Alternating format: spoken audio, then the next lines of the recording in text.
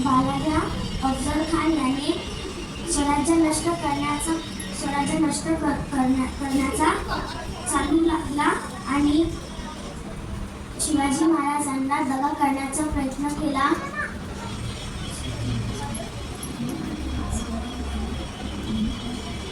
सावध असलेल्या महाराजांनी वाघनखाचा सहायता घेतला आणि अफजल खानाच्या कोठा बाहेर काढला.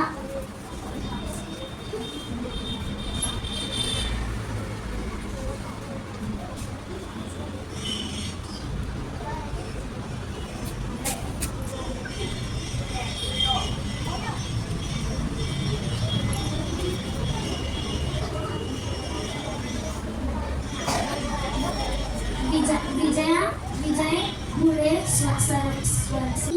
साधे दूरवाणी तुझ्या मातांनी त्याच्या मनात हेच धरून ठेवलं का आपल्याला मुघलांची गुलामगिरी करायची नाही.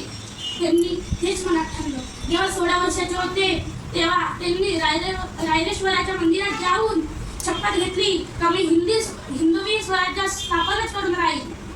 तर म्हणून त्यांनी हे पण शब्द म्हटले, जेवढे हिंदवी स्वराज्य राहील तेवढी आमची रक्ताची एक एक थेंब सांगत राहील. हेच गोष्टी आज खरे झाले. हिंदी स्वराज्य असेच वाढत राहिले. जेव्हा शिवाजी महाराजने एका मोठ्या संपत्ती म्हणून निघाले ना, एवढा मोठा हिंदी स्वराज्य केला. पण त्याची दुःखाची गोष्ट झाली. 1680 मध्ये त्यांना वीरगती प्राप्त झाली. हे दिवस जय भवानी जय शिवाजी. आमचा जाणता राजा महान आवडायचा तो प्राण शेर शुभा राजा महान गर्दीनाईच्या पराक्रमाने झाले विजय सुरतेचे छापे. घोडपिंडीतला वाघाला पाहून सिद्धी जोर थरथर कापे. वीरबाजी प्रभूला नमन. आमचा जाणता राजा महान आवडायचा तो प्राण शेर शुभा राजा महान आदिलशाही मुघलशाही राजे निसंशय. आवाज नाही आला मला.